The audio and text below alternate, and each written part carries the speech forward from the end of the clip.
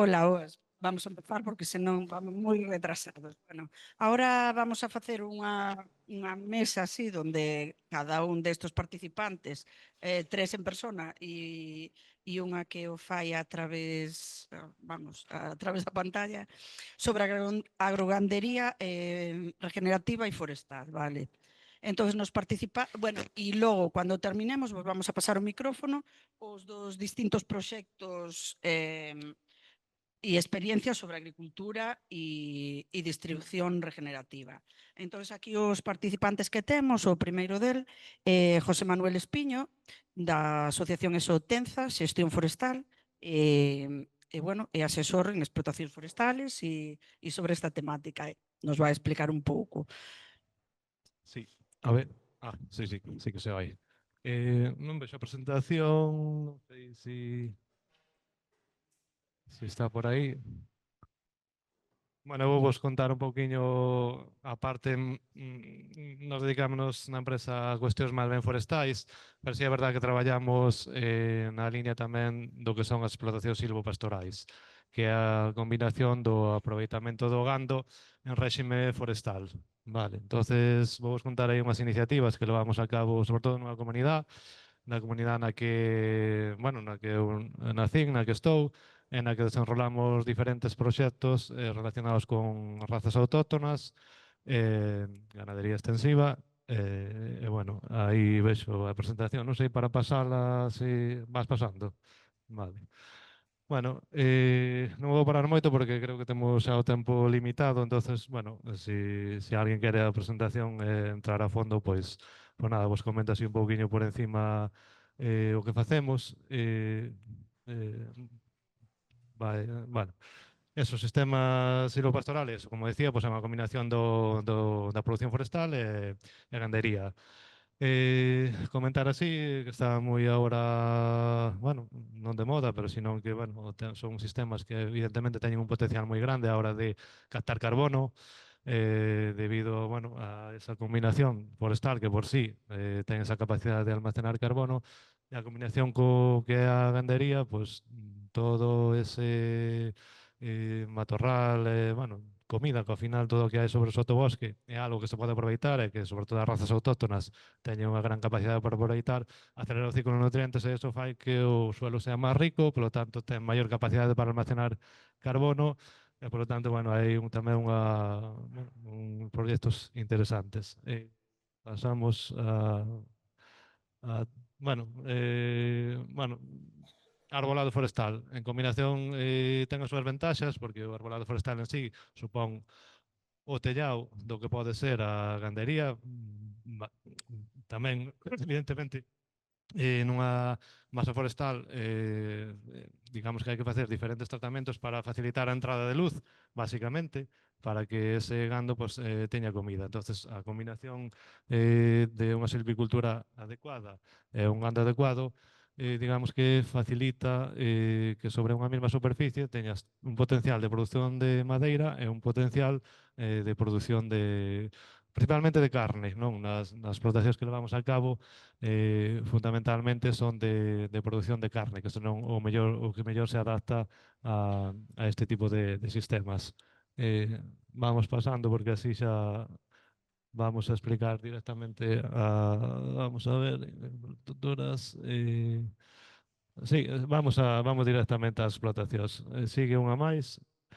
Aí unha das primeiras actividades que fixemos foi a produción de cabalo de por raza galega. Non produción, este é un sistema que máis ben ten un objetivo ambiental e social, vale? Porque representa bueno, un potencial a hora de aproveitar un terreo que combina perfectamente co que é o aproveitamento, por exemplo, de pinar.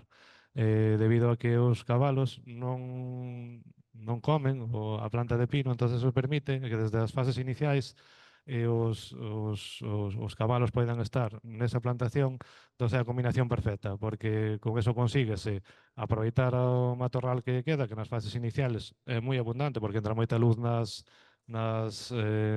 na superficie forestal. Entonces, digamos que combina, axuda a manter ese matorral a raya, aproveitamos ese potencial que temos de comida, digamos que representa un aforro a hora de evitar o uso de maquinaria, porque con elo conseguimos digamos que facer máis rendible a explotación, vale? Simplemente que a forza isto casi mellor. Está. Vale, vale. De que me oigo así por atrás e parece que está. Vale, nada, eso, o cabalo representa unha combinación perfecta nas plantacións forestais un pouco que estamos levando a cabo é un pouco a transformación a que sean máis diversas as plantacións, que non sean monoespecíficas. Esta é fácil de aproveitar en Galicia, xa que o propio terreo en sí digamos que tende a regenerar con frondosas autóctonas, sobre todo debido á acción de paxaros, ardillas que van guardando as semillas na masa forestal e eso proporciona que vayan crecendo polo medio da masa o que son carballos, bidueiros, bueno, as masas forestais. Entón intentamos unha vez que se elimina a plantación de piñeiro, pues manter esas frondosas bueno, que saíron de forma natural. A partir de aí, bueno, se fai unha nova plantación, pero respetando estas frondosas que nacieron de forma natural, de forma que ao final temos unha masa non monoespecífica, sino na que temos frondosas e na que temos piñeiros. Entonces, é unha combinación perfecta porque as masas de frondosas aportan frescor no verán, además de alimento, e as masas de pinar ofrecen a cubillo no inverno, o cal poden aproveitar os animais para enerxéticamente pois, non ter tanto gasto de cara ao frío. Outras iniciativas que hai pois, son os cortafuegos como tal, pois, transformalos a pasteiros, non ten sentido que nos eu estou centrando moito agora non nos desinformar en montes comunais, vale, que son as superficies máis grandes que temos e as que nos permiten desarrollar este tipo de proxectos. E bueno, xa sabedes ou vedes que hai moitos cortafuegos que na zona norte casi non teñen sentido porque o normal é que teñen esa función, pero que sean prados, para que poidan aproveitar os animais e non tender tanto a decapar os terrenos, que ao final é unha erosión que produces no monte que carece de sentido. Entonces, bueno, eso por un lado. Despois, evidentemente, bueno, non vou a entrar en tema de infraestructuras que se necesitan. Nós traballamos moito con peches eléctricos, ya nos de varios tipos, pero bueno, realmente nos baseamos este tipo de explotacións no mínimo, na mínima inversión posible. Vale, por eso traballamos con razas autóctonas. As razas autóctonas nos permiten aproveitar o potencial que teñen para resistir as condicións climáticas sin necesidade de estabulación, sin necesidade ni siquiera demasiados tratamentos sanitarios porque son animales rústicos, adaptados e que permiten unha adaptación moi boa ao territorio. E aparte que aproveitan algo que outro tipo de animais non poden. Quer decir, estes animais estuveron aquí sempre, teñen esa capacidade de aproveitamento do toxo, o cabalo ese ten esa capacidade, non? É o que lle permite sobrevivir no inverno é o aproveitamento do toxo. Si que, bon, é recomendable pois, aportarles ao mellor algún tipo de, sobre todo se veñen invernos moi malos, algún tipo de bueno, de suplemento, pero bueno, no que temos a verdade casi nin é necesario. Bueno, seguimos, avanzamos.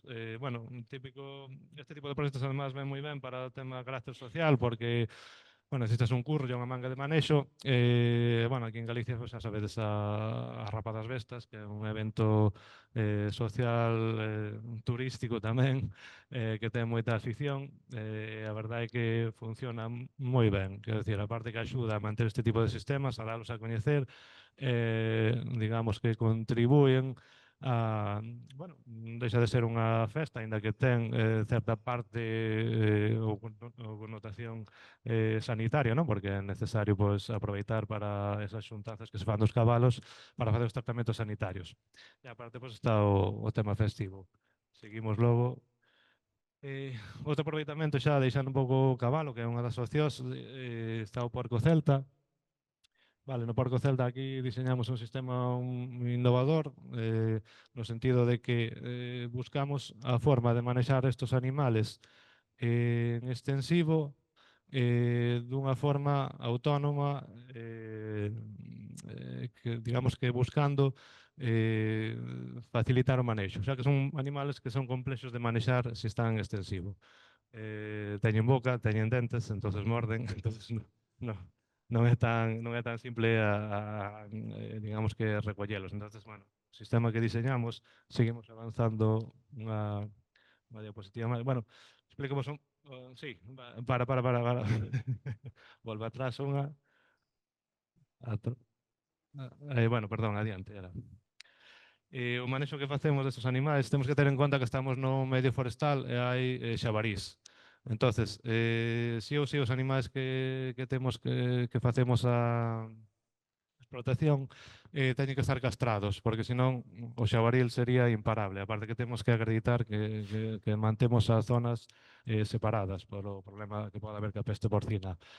Entonces, o que facemos, metemos os animais con 3-4 meses aproximadamente no monte, nunha zona de monte concreta, aproximadamente 10 hectáreas, respetando unha carga gandeira de non máis de 15 animais por hectárea, cada ano unha zona diferente. Esa zona se cerca con malla eléctrica, están aí todo o ano aproveitando ese recurso que hai baixo o pinar. Evidentemente co porco celta non é suficiente o que aproveita do monte. Co cabalo sí, o cabalo e a cabra casi exclusivamente se alimenta do que teñen no monte. O cocho non. Ou si o podríamos probar, pero igual tiñamos un cocho cada 5 anos. Entonces non é o objetivo. Entonces aí sí suplementamos con cereal. Avanzamos unha diapositiva. O sistema que diseñamos é este. Trátase dun recinto cadrado que ten cobertizos dentro e unha manga que facilita o manexo. Entón, os animais veñen aquí, están pola zona da fora e entran nese recinto que vemos aí a comer. Vale? Na parte central está o comedeiro alargado, comen dun lado e do outro. A cuestión é que os asociamos cando comen con un sonido para poderlo reclamar cando queiramos. Entonces eles salen á zona de pastoreo e cando os queremos reclamar simplemente temos que facer soar a sirena que estemos, que, bueno, é o efecto Pavlov, ¿no? Que los asocian a comida con ese sonido, entonces o reclamamos cando queremos. A cuestión é que o sistema que diseñamos é automatizado, quer decir, ten un programador de comidas, hai un silo de comida, auga, entonces realmente se funciona ben, normal é que funcione ben, pois non require demasiada man de obra, é bastante automático. Funciona con placas solares, vale, hai un módulo, sí, avanzamos outra diapositiva, aí tedes en imaxes o sistema, vale, unha caseta de obra con placas solares, onde está o programador. Na parte de arriba da dereita temos un módulo de entrada que é onde facemos os tratamentos sanitarios, pesaxe, bueno, todos os tratamentos que necesitamos. E dentro, as imaxes medias, xa se ven aí os porcos dentro dos cobertizos. Os cobertizos son de area, porque é imposible utilizar madeira porque rompen todos. Son animais que bueno, que foron diseñados para destrozar todo o que teñen diante. Entonces, con os cubiletes de area conseguimos que estén secos bueno, nos funcionan bastante ben. Bueno, que máis? A zona exterior, que é a última foto que hai aí, pois é como cercamos a zona, utilizamos os propios piñeiros para cercar a zona, para facer un cierre máis, digamos que máis fixo que o que sería solo con malla eléctrica, xa que o sustentamos con un fío de arame arriba e outro abaixo. E, bueno, desta maneira, bueno, conseguimos cercar a zona con certo éxito de cara a evitar a entrada de xabaríes, que é o maior problema que temos con este tipo de explotacións. Bueno, empezamos con cabra. Con cabra, e o manexo que facemos é un pouco diferente do cabalo, aínda que a base é a mesma, quer dizer, que é utilizar o sotobosque que medra nas zonas de plantación forestal. Que pasa? Que a cabra sí come o pino ou calquera tipo de planta frondosa, eucalipto, pino, come absolutamente todo. Entonces, o manexo que facemos con este digamos que é rotacional. Normalmente traballamos en unha superficie de 3-4 hectáreas cercadas con malla eléctrica. Avanzamos nada, vámonos movendo polo monte, vale, con as estruturas moi simples de cobertizo, xa que, como dixen, estamos traballando con razas rústicas, teñen esa capacidade, a cabra galega ten esa capacidade de resistir moi ben o ambiente. bueno, ambiente, quero dicir, a climatoloxía aquí de Galicia. Entonces, con un simple cobertizo, donde elas se refuxian cando chove moito, porque se humedecen, bueno, se enfrían, e si é verdade que pode xerar un problema, pero bueno, vos diría que casi nin utilizan o cobertizo, quero dicir, o utilizan casi en condicións extremas, casi diría. É dicir, eles se acostumbran ao ambiente, teñen unha capacidade de resistencia moi grande. Entón, como vedes aí, pues, ao principio, ahora temos outro tipo de sistema, pero con unha lona posta entre dous pinos, suficiente para facer este tipo de manexos. Porque algo simple, porque temos que andar movendo polo monte. Entonces necesitamos algo que sea móvil, vale? Que nos podamos transportar con certa facilidade e chegar a todas as partes do monte. É moi interesante este tipo de aproveitamento, realmente se nota moitísimo no monte. Para mí casi é o mellor sistema porque casi con solo que hai no monte consigues criar as cabras sin problema ningún. Realmente bebe moi pouca auga, polo tanto non é un problema o transporte de auga porque é fácil, simplemente un depósito montado sobre un carrito, temos auga, temos cobertizo e temos as cabras. Bueno, e o mastín, se me olvidaba decilo que o mastín é fundamental para evitar os ataques do lobo. Estamos unha máis. Eh, Vou apurando. Estuvemos traballando nun sistema de cobertizo que fose pensar un poquinho, que sea modular, que sea fácil de transportar e fácil de montar. A idea era que montase unha sola persona, vale, que unha sola persona sea capaz de montar o cobertizo dunha forma realmente rápida. Este cobertizo que temos aí se monta en 45 minutos, non é moito tempo, pero realmente agora xa deseñamos outro sistema que vai sobre rodas, que non o teño aquí porque estamos aínda construindo nel. Pero vai sobre rodas e se desplega o cobertizo. Non, é un carrito que se desplega en forma de cobertizo. E aí leva auga, leva incluso comedeiros por si fora necesario. Bueno, o que quero dicir con isto é que aquí en Galicia se perdeu moitísimo este tipo de aproveitamento con cabra pola dificultade de manexo. Eu creo que as novas tecnoloxías agora nos van a axudar moitísimo a facer este tipo de manexo, non só de cabra, senón de porco, de cabalo, de vaca. Non sei se vistes falar dos colares GPS, que tamén creo que van a supoñer unha revolución neste sentido. Non sei se po lobo, porque o lobo vai seguir sendo un gran problema, pero bueno, estamos para... Bueno, xa é a última, o sea que, bueno, deixámoslo aquí, se hai preguntas, pois xa respondemos despois. Hola, perfecto.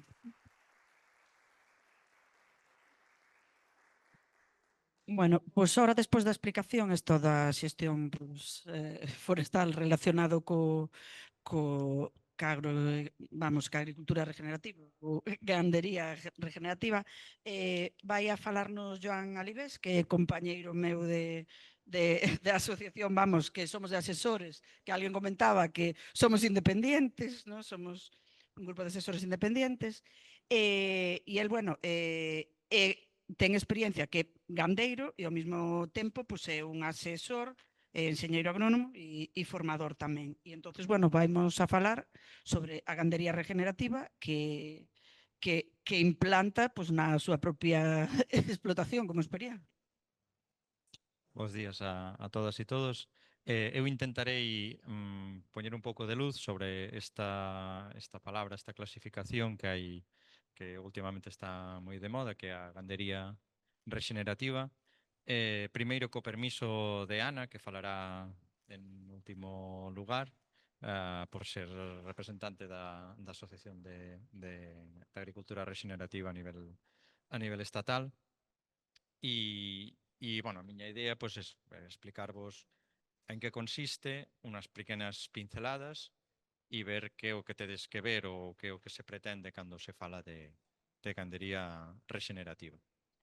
En primeiro lugar, estáse a falar moito da gandería regenerativa polo que implica esta gráfica. Esta gráfica é a representación dos 9 límites planetarios que temos na Terra, clasificada e estudiada por un instituto sueco de medio ambiente, e dos cales, dos 9 límites que ten o planeta, dos cales a día de hoxe superamos xa 6, e superando solamente un deles, poñemos en risco a supervivencia da nosa especie no planeta.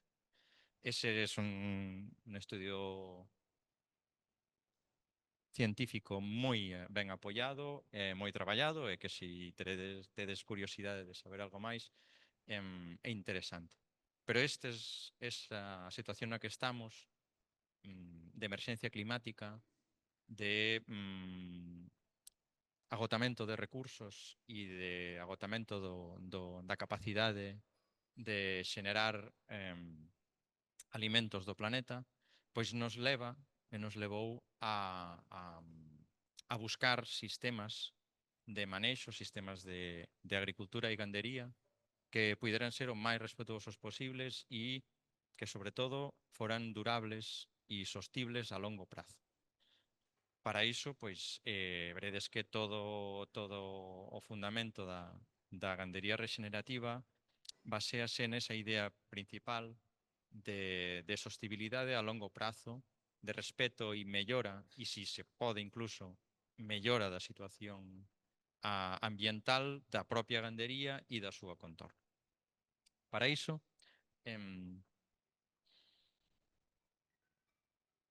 podes pasar. Vale. Os conceptos básicos da gandería regenerativa son empezar polo solo, porque o solo é a base sobre a que medran as plantas das cales se alimenta o gando.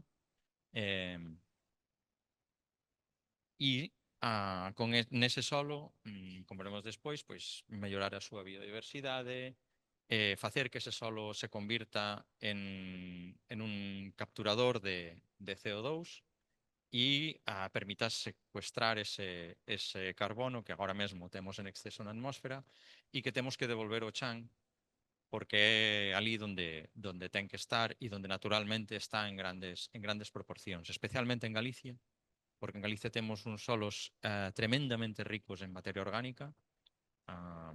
Cando viaxamos pola península, a xente empeza, pues, comparamos analíticas e con outras ganderías, con outros sensores, e a xente queda absolutamente abraiada cas cantidades de materia orgánica que temos aquí en Galicia, debido evidentemente ao noso clima.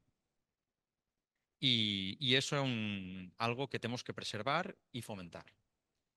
E non é sinxelo de facer, pero hai que facelo ben e non caer en prácticas que nas últimas decenas de anos pois sí que se teñen feito na gandería máis convencional, máis intensiva, e que van en contra dese aumento da materia orgánica. Eso nos permitirá, o aumento da materia orgánica, que nos permitirá a captura de carbono, a mellora da retención de auga e a mellora dese solo, que nos facilitará un aumento da fertilidade e da capacidade de alimentar as plantas e o gando despois. Todo iso vai envolto nunha dinámica que é bastante evidente a día de hoxe, como é a reducción de uso de agroquímicos a mínima expresión, a reducción a mínima expresión e se pode eliminar mellor de fertilizantes sintéticos, así como o uso de aqueles tratamentos que poidan, incluso tratamentos veterinarios que poidan ir en contra da biodiversidade das nosas pradeiras. Ao final é ter en conta a gandería como un ecosistema, porque de feito é un ecosistema agrario, que convive a veces con partes forestais ou con outro tipo de ecosistemas, pero que cada gandería sí ten o seu propio ecosistema e que temos que coidar e analizar en conxunto. Normalmente vimos de unha época, dunha forma de traballar co gando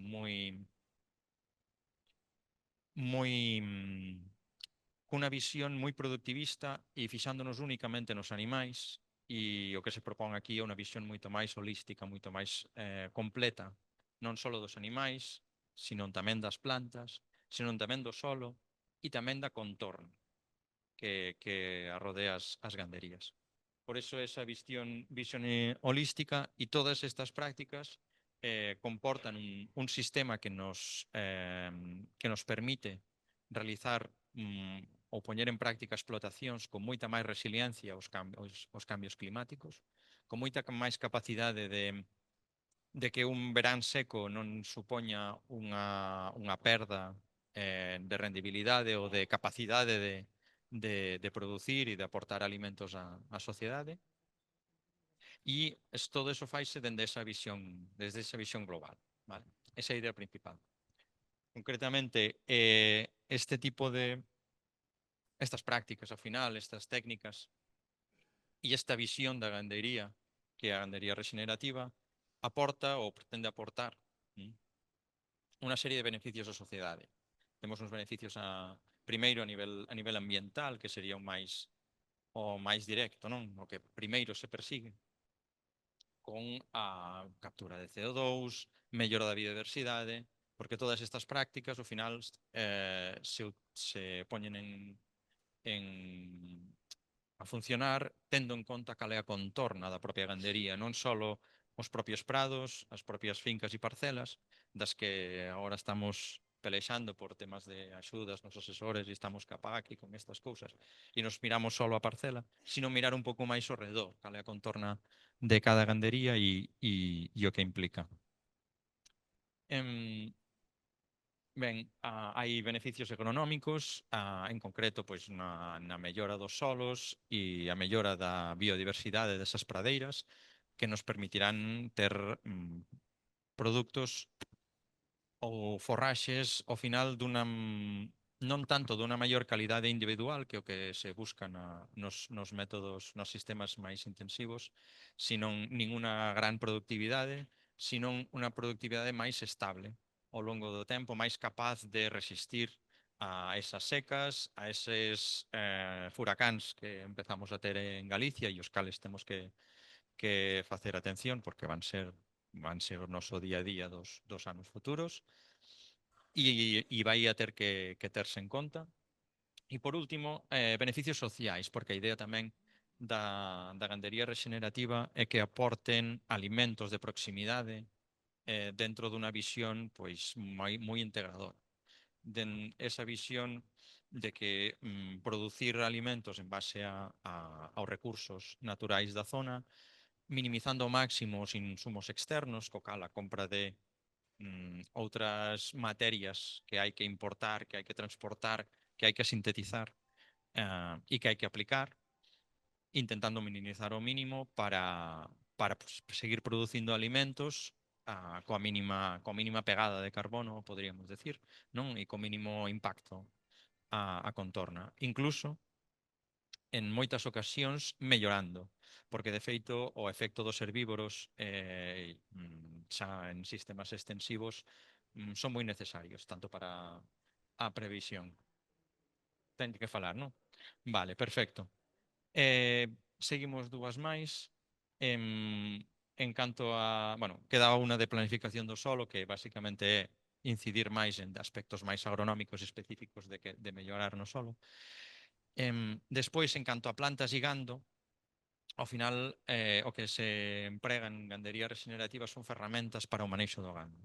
Aí estamos a controlar moi ben como pastorea, como aproveita eses recursos forraxeiros, eses prados, esas zonas arboradas que tamén hai, e para iso temos pois eso, o mau pastoreo racional boazén e outras técnicas que o que fomentan e melloran o aproveitamento, vale?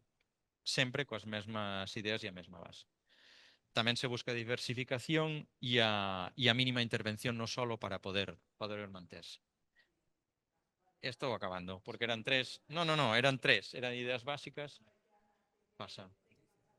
Vale. E a última de resumo. Intentei ser breve, Intentei ser breve. Sí. A idea básica é esa, non? Producir de forma sostible, con gandería, tendo en conta o concepto holístico de solo, auga, plantas e animais, e planificar, con unha visión holística de planificación, porque se non se ve o conxunto, as decisións que podes tomar pois poden ser erróneas, vale? E iso nos permite pois unha gran adaptación deste tipo de estes sistemas gandeiros. Pues gracias y perdón.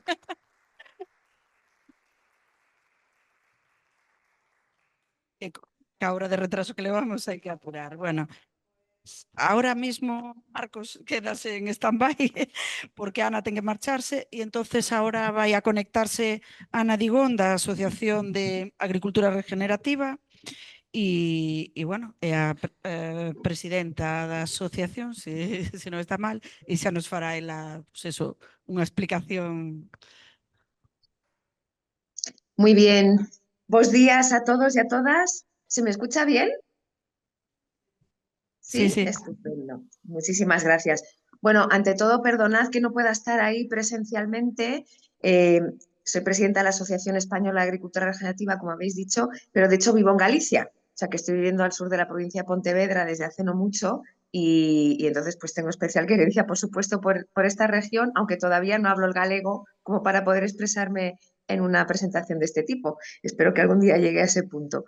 Entonces me encantaría, me hubiese encantado poder estar ahí, ya lo sabe María, que lo hemos intentado hasta el último momento, pero estoy aquí en Madrid por una serie de reuniones estratégicas que tienen que ver justamente con la defensa del concepto de la agricultura y ganadería regenerativa. Nos hemos reunido ayer con AENOR, que está sacando una certificación supuestamente en agricultura regenerativa, y digo supuestamente porque ayer vimos claramente que no lo es. Entonces, bueno, eso es temazo que tenemos que tratar y lo bueno es que podemos estar en la mesa hablando de tú a tú con este tipo de empresa, lo cual pues ya es un paso. Y también vamos a estar este fin de semana en un encuentro por invitación que organiza Javier Peña. Os sonará Javier Peña de Hope, los vídeos virales sobre temas de cambio climático y demás que los ven, bueno, millones de personas, lo cual es fantástico porque llega a un público muy amplio.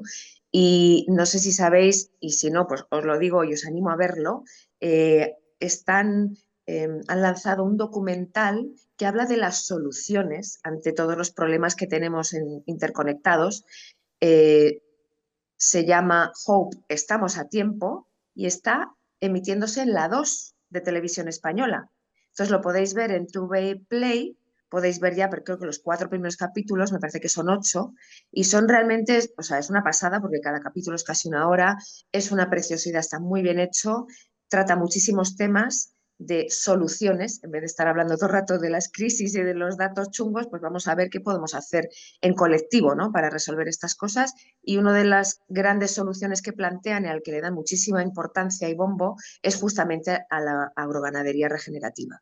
Entonces, os invito a ver ese documental porque está hecho para todos los públicos, es muy bonito e inspirador, aparecen muchos de los proyectos ibéricos más punteros en regenerativa, entonces eso ya os va a dar mucha información y un recurso para compartir con los demás. Entonces, ese equipo de Hope convocan a 100, digamos, pioneros del cambio en diferentes ámbitos de la vida, desde transporte, energía tal, y agricultura, estos días aquí en Madrid. Entonces estoy aquí también por eso, porque estamos llevando esa voz desde varias personas del colectivo regenerativo a, oye, vamos a llevar esto a la práctica, vamos a escalar estas soluciones que realmente ya se está viendo y la ciencia está demostrando que tienen unos impactos buenísimos y además transversales en muchísimas áreas, desde el suelo a la salud de los animales, a la salud forestal, ambiental, biodiversidad y luego la economía de los productores, la economía rural, el trabajo digno en el campo, el recuperar las posibilidades de empleo y de fijación de población. Es una palabra un poco fea, es estímulo de que la gente viva en el campo y pueda hacerlo de manera digna y de manera alegre y de manera profesional, ¿no? Entonces, bueno, son soluciones, como os digo, transversales. Hoy no me da para explicaros lo que es la agricultura regenerativa. Desafortunadamente me tengo que ir unos minutos porque tengo otra de esas reuniones, pero sí que quiero pedirle a alguien que tenga acceso a la pantalla o mismamente desde vuestro móvil, quien sea, podéis entrar en la página web que es agriculturaregenerativa.es. Muy sencillo, agriculturaregenerativa.es. Y ahí en portada podéis ver un botón que dice ¿qué es la agricultura regenerativa? Y otro botón que dice fundamentos de la regeneración. Y ahí hemos hecho un trabajo muy potente, sobre todo el último año. Esta web lleva ya 15 años como la asociación y siempre renovándose. Y hemos hecho un trabajo muy potente el último año con una periodista jubilada para poder poner mucha información ahí, pero muy resumida y muy interconectada. Es como una especie de enciclopedia en 3D en la que puedes entrar desde muchos puntos y ver las claves y a partir de ahí ver referencias, ver ciencia e interconectar los temas. Entonces, es un espacio virtual de información súper interesante y donde hay otra sección también que habla de las diferentes técnicas, ¿no?, dentro de la agricultura regenerativa, que nos ha mencionado Suan Alibes algunas de ellas, y qué pena me da, Suan, no poder estar ahí para poder por fin conocernos en persona, la verdad, porque hubiera estado genial.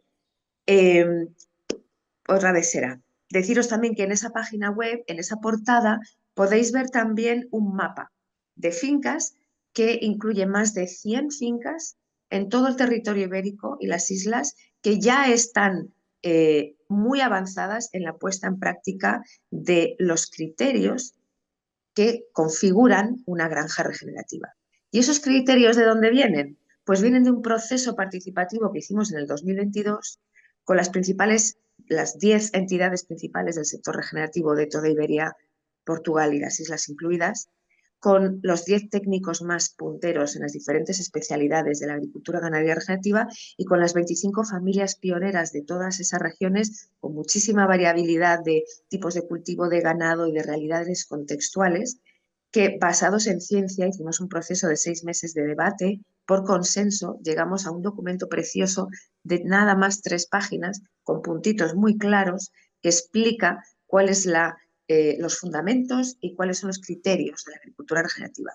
Empezando por el hecho de que esto es un viaje, o sea, no es un estado ni un fin, sino que es un, primero, cambio de mentalidad, de darse cuenta de que podemos y debemos y somos capaces de hacer las cosas de manera diferente, que podemos producir alimentos y fibras y a la vez regenerar los recursos naturales, y eso se puede adaptar, esas visiones generales se pueden adaptar a todos los contextos en Iberia. Y empieza por ese viaje, ese cambio de mentalidad que te lleva en un viaje que nunca acaba, ¿no? Es un viaje para toda la vida. Entonces, esos criterios que establecimos ahí los podéis ver muy claramente, que son 7 criterios mínimos y que uno de ellos habla del no uso de químicos de síntesis tóxicos que vayan a matar la vida, y otro de ellos muy importante que ha mencionado y que ha entrado en ello y que practica Suan es el tema de la ganadería regenerativa.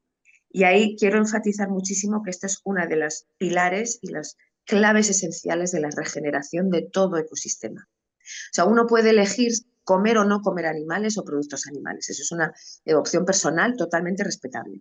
Pero lo que es verdad es que todo ecosistema necesita el nivel de animales de todo tipo y en particular los herbívoros, que son los que consumen la hierba, la humilde vegetación, y la transforman en proteínas muy complejas y en un montón de nutrientes que vuelven de vuelta al suelo y en un montón de impactos. Entonces necesitamos esa franja de la cadena trófica que son los herbívoros, eso es innegable. Cualquier sistema sin herbívoros se desmorona, se fosiliza, entonces los animales son los que traen el dinamismo, la vida literalmente, a través del movimiento y del pastado y de la rumia y demás al sistema, y lo que se trata es de que lo manejemos bien. Y ahí está, como ha mencionado Suan, el manejo holístico, el pastoreo racional Boissin, hay otros nombres que se le puede dar, hay otras formas de hacer, polyfarming, el pastoreo de ultra alta densidad, es decir, hay muchos nombres para definir diferentes prácticas que se basan en algo muy esencial, que es, hay que tener los animales en alta densidad, es decir, alto impacto animal, alta carga animal, puntual, poco tiempo, en un espacio, y luego mover los animales y dejar un largo reposo en ese espacio para que todo ese impacto y esa energía, que es el estiércol, que es el pisoteo, que es el pastado, pues pueda filtrar en ese suelo, regenerar y nutrir esa vida del suelo, que a su vez regenera y nutre la vida de las plantas. Entonces, esta forma como tan sencilla es algo que hemos olvidado, que hacían nuestros ancestros, que se hacía con la transhumancia y que el sistema moderno convencional pues ha separado plantas y animales, ha encerrado a los animales y ha acabado en gran medida con el pastoreo, y sobre todo con el pastoreo racional, inteligente, ¿no? Entonces esto lo tenemos que recuperar. Y a la hora de gestionar bosques, lo que hablaba el compañero forestal, esto es absolutamente esencial porque nos permite regenerar el bosque de una manera, además, previniendo incendios, limpiando ese bosque, es decir, tiene un montón de funcionalidades. ¿Y cómo podemos hacer esos movimientos? Lo ideal es mover los animales cada día, que cada día hay una parcela nueva, máximo cada 3 días hacer un cambio de parcela. ¿Cómo se puede hacer eso? Con pastores eléctricos, y en el bosque ahora hay mucha gente que está probando una nueva tecnología que son los vallados virtuales. Fijaos, con collares que llevan los animales no hay vallas en el monte, sino que el vallado es virtual y el gestor lo maneja desde el móvil. Imaginaos, esto es la leche, desde el móvil están manejando tus animales. Bueno, pues esto es un ejemplo de uno de los elementos de la agricultura ganadería regenerativa, que son 3 pilares. Lo mejor del conocimiento ancestral, lo que hemos olvidado, la ciencia más puntera, que es la que nos habla de cómo funciona la biología en particular, y la tecnología apropiada, como son pastores eléctricos, pastores virtuales, como es la tubería de riego, es una tecnología súper apropiada. Entonces, todo esto son un montón de cosas que he abierto unas cuantas ventanas que podéis explorar en la página web, que podéis conocer un poco más realidades viendo ese documental que os decía en la 2. Hay muchísimo material ya en castellano, ya no hay excusa, podemos verlo. Y al principio, antes estaba escuchando a la compañera no me acuerdo, perdonad, el nombre de la zona donde ella está trabajando, pero todo ese proyecto magnífico interconectado de un montón de acciones ciudadanas a favor del bien común, con muchísimos elementos complementarios. Bueno, bravo por ese trabajo. Eso es lo que tenemos que hacer en todos los municipios, como bien decía ahí la compañera local. Y la clave no es tanto el dinero. Nosotros como asociación llevamos 15 años, los primeros 10 años lo hemos hecho con 0 euros. Es solo últimamente que esto empieza a tener un poquito de éxito que puede haber unos fondos, ¿no? Pero básicamente la clave son las personas. Esa chica que ha presentado antes, que no recuerdo su nombre, perdóname, pero esa chica impulsora, coordinadora, una persona así en un municipio puede mover montañas. El nivel en el que tenemos más capacidad de actuar es justamente el nivel municipal. O sea que estamos aquí hablando justamente en el nivel que hay que hablar, el nivel municipal y de comarcas y de regiones. Ahí es donde podemos realmente incidir, porque son vecinos gestionando lo de los vecinos. Y en todos los lugares hay vecinos y vecinas que son personas clave, que son impulsoras, y esto incluso hay estudios científicos que lo demuestran. Esas son las personas a las que hay que facilitar, animar, apoyar y ayudar a que ellas ayuden a todo el colectivo. Es absolutamente esencial que haya personas motivadas, que estén remuneradas y que su labor sea dinamizar y que su labor sea interconectar. Eso es realmente la clave del éxito. Y bueno, con eso, animar muchísimo. Espero poder conectar presencialmente con vosotros muy pronto. Enhorabuena por las jornadas y estoy a vuestra disposición para lo que haga falta. A través de la web podéis conectar con nosotros en cualquier momento. Muchas gracias. Muchas gracias a ti por participar.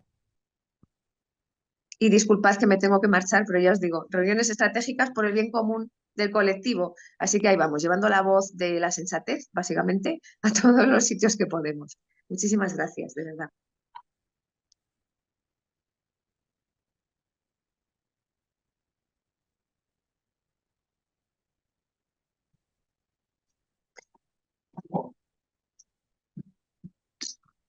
Insuficiente, vale.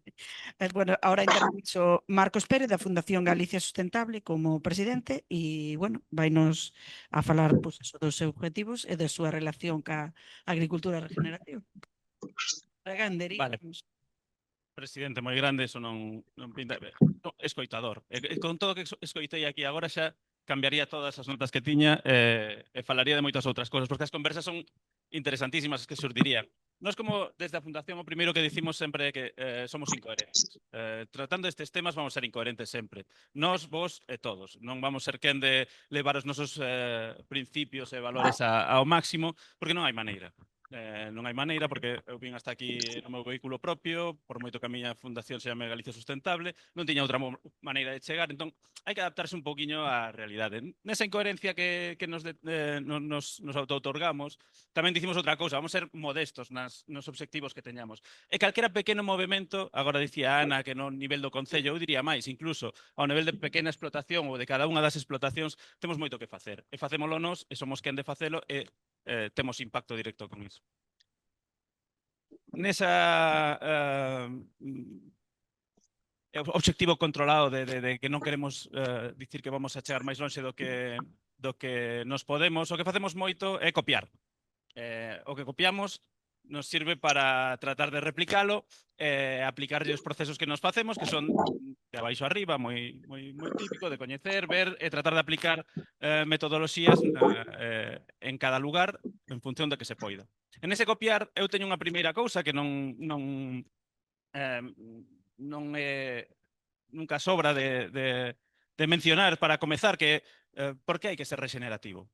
Se estamos a falar disto, empezamos a xa dar propostas e tal, pero igual non temos ninguna idea ou non temos a necesidade de selo. Eu teño a primeira copia que é de Jaime Otero, que é un bo amigo que ten a Estación Agroecolóxica Vieiro, que el dixo un día, isto aplica a todos os aspectos, el ten unha explotación en agricultura sintrópica en Ribadeo. Son eu que fai o ruido, non? Son os... Dicía, daba 3 opcións. Aplica a todas a todo tipo de accións. Cos nosas accións, lo aplicaba na agricultura, no campo que el traballa, podemos ser degenerativos, cando extraemos máis recursos dos que aportamos, conservacionistas, se deixamos todo tal como está e funciona automáticamente, e regenerativos. Regenerativos é que lle aportamos máis ao proceso no que estamos participando. Vale perfectamente na agricultura, na gandeiría ou en calquera actividade nosa, podemos aportar máis do que recibimos, entón estaríamos sendo regenerativos. Desde esa perspectiva, creo que a ningún nos queda outra decisión que tomar, que seguramente optamos todos pola terceira. Nos gustaría a todos estar en calquera acción que levamos ou que levamos ao cabo, no que participamos, que despois de estar de nos ter pasado por ali, a cousa estea mellor que cando entramos, non? Entón, a regeneración é algo positivo en calquera dos aspectos da vida e, evidentemente, en todo o que ten que ver coa agroloxía e gandeiría. Nos o que aplicamos a regeneración é ao medio rural.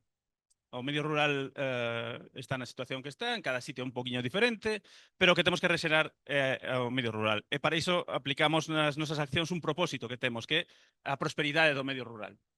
Con esa marca, con esa idea, con ese propósito de que o medio rural sexa próspero, despois a forma de implementar as nosas accións son neso que dicía antes, nesa regeneración, que tratemos de chegar aos sitios e aportemos máis do que nos vamos levar dos sitios. E nos vamos levar sempre moitas cousas, porque unha mera conversa, un coñecer algo da cultura local, un coñecer cales son os procesos que se daban aí nese determinado ecosistema, é xa moito que levamos. Pois se devolvemos ou podemos deixar algunha cousa moito mellor para o conxunto da contorna na que esteamos a traballar.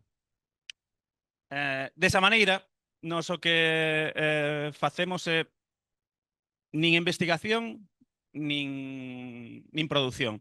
A xente que produce nos parece imprescindible, teñen un mérito enorme, é increíble a dependencia que teñen dos ecosistemas realmente, non hai ninguén máis desexoso ou desexosa de ser regenerativo que calquera agricultora ou gandeiro ou gandeira, porque se pudese ser regenerativo automáticamente todo sería moito máis fácil para eles, pero non, temos que afrontar todas as realidades e as modificacións que estamos a producir neste planeta como ecosistema, e entón hai que investigar moito tamén. Entón, eu dicía, non somos nin produtores nin investigadores. Porque faltaba unha peza que nos pareceu a nos importante, que era a experimentación, a de xogar, a de ser nenos pequenos e poder pensar e inventar cousas. E inventar cousas é coller esas copias das que falábamos que facemos, é dicir, coller as ideas que ten calquera por aí adiante e tratar de implementalas nun contexto totalmente diferente. Esa proba ten moitas dificultades. Unha primeira, que non gañamos cartos con iso, porque ninguén nos paga para iso, porque como estamos así, probar e non saber que vai sair, non lle gusta moito a xente. Pensar tampouco lle gusta moito a xente, pagar por pensar é outra das cousas que facemos, pero hai que facelo, alguén ten que facelo. Temos a oportunidade de facelo con algunhas das colaboracións que nos facemos, con algunhas das colaboracións que traballamos, que son todas grandes empresas privadas, que teñen intereses lícitos ou na prosperidade esa que falábamos do medio rural, pois maiormente porque teñen todos ligazón co medio rural e coas materias primas que utilizan son todas do medio rural, entón un medio rural próspero vai ser positivo tamén para eles. Desde esa perspectiva, nós o que comezamos a facer era falar, coñecer moita xente, divulgar, dar a coñecer, ter moitas xornadas como este estilo, darnos a coñecer, non nós, senón os proxectos que levábamos da man, e dar a coñecer todas iniciativas cantas hai, e nos faltaba un paso. Que paso que demos recentemente, que por eso temos un pouco máis de zona mediática en canto a regeneración, que coa formación, cando nos fixemos coa finca experimental da Fundación Galicia Sustentable, que é un espazo no que traballamos na regeneración, basicamente, pero na regeneración desa finca, na regeneración da parroquia, na regeneración do rural do Concello, o Concello da Laracha, e, en definitiva, na implementación de modelos regenerativos que poidan ser replicados e aplicados en calquera outra contorna. Nesa regeneración foi cando nos dimos conta, despois de moito falar, empezar a facer cousas, nos pareceu o mérito enorme que tedes todas as persoas que estades a traballar, todas as iniciativas que ides falar despois no medio rural, e que a vosa produción, a vosa productividade, a voso sustento depende do medio rural, dun sistema, dun ecosistema que non controlamos ao 100%. Moito máis fácil ter unha aplicación web ou unha empresa de informática que ter unha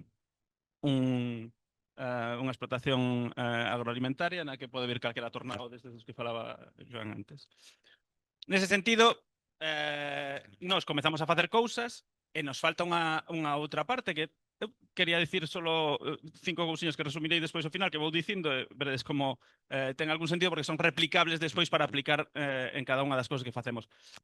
Nese facer cousas non basta con que esteamos contentos porque o estamos a facer, senón que temos que ver se estamos a cumplir ese propósito inicial que tiñamos, que era a prosperidade do rural. Entón, para nós tamén é moi importante medir que estamos a conseguir o que queríamos conseguir, non que estamos a facer o que queríamos facer, porque eso é moi fácil. Se empezo a facelo, xa estou facendo o que quería. Pero teño que saber se estou conseguindo o que eu pretendía cando comecei a facer. Esa regeneración social na que nos estamos a traballar. En esa parte de medición,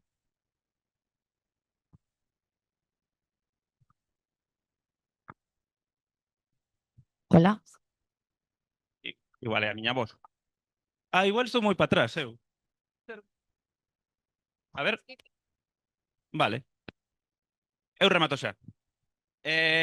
Importantísima a medición para que non simplemente fagamos as cousas que pensamos e que todos sabemos que temos que facer, sino que fagamos realmente as cousas que consiguen os obxectivos que tiñamos previstos. É dicir, podemos seguir todas as manuais da páxina de agricultura regenerativa, se non estamos regenerando o suelo, mal vamos. Entón, teremos que medir e ver se estamos a facer. En ese sentido, hai outra cousa que choca con nós, que na medición, e agora falaba Ana, que hai un problema. Estaban intentando sacar falando con AENOR, supoño que para unha certificación, unha ISO ou algo polo estilo, a generalización destas cousas non funciona. Non vai funcionar, o único que vai ser é tratar de homoxeneizar un proceso, un procedimento, que despois en cada unha das realidades vai ser totalmente diferente. Entón non vai ser fácil que estas homoxeneizacións chocan moito coa nosa maneira de traballar de abaixo a arriba, de escoitar primeiro a xente e ver como podemos implementar todo o que coñecemos das outros sitios, non? É dicir, todas esas copias que facemos, nos as levamos ao territorio, vemos a ver que podemos facer coas xentes que están ali, que saben e que xa nos din o que non se pode facer. Dito eso, vou facer e remato xa, porque quería facer un inciso, porque non a xente sabe máis que as investigacións e que o coñecemento. É dicir, non vale calquera. Todos podemos ter unha opinión, é respetable ter opinións, pero non todas as opinións valen o mesmo. Alguén que sabe, a súa opinión vale máis. Porque, como exemplo anecdótico, o proxecto máis chamativo que fixemos na finca experimental é a regeneración do suelo dunha plantación intensiva de eucalipto monocultivo, na que fixemos sementeiras, plantacións de distintas cousas que, como todos sabíamos, os investigadores que nos contratamos, as xentes que traballaban ao campo, os veciños e veciñas que nos ríamos todos, por dicir, bueno, como somos experimentais, experimentamos, porque non se vai dar nada. E si se daba. Despois dun tempo, as cousas se rexeneran e o ecosistema é intelixente. Sobran os eucaliptos, isto non é que iramos recuperar, é para recuperar o espazo de eucalipto para plantar alimento, pero todas as cousas que temos ás veces na cabeza de que nos imaginamos ou que temos como un acervo cultural que non sabemos nin tan sequera de onde ven, porque o meu avó non viviu os eucaliptos, era das Rías Baixas, eran os pinos, non había eucaliptos, eran os pinos. Pois non deamos por feito que o de antes, sin cuestionalo, é mellor. nin tampouco o tecnolóxico de agora é mellor. Non fagamos as cousas homoxéneas. Non nos guiemos agora de que houve outra unha ISO 54337, que será ISO de agricultura regenerativa, e con eso estou facendo algo. Non vai así a cousa. Temos que pensar, probar, facer, coñecer a xente que está no entorno, decir iso, probar con eles, e despois sempre medir a ver se estamos conseguindo o que queríamos facer. E isto aplica a todo na vida, se queredes tamén incluso ás relacións humanas. Así que aplicado a partir de agora, que a ver se nos vamos de aquí todos un pouquiño máis contentos, así fomos regenerativos tamén no día de hoxe.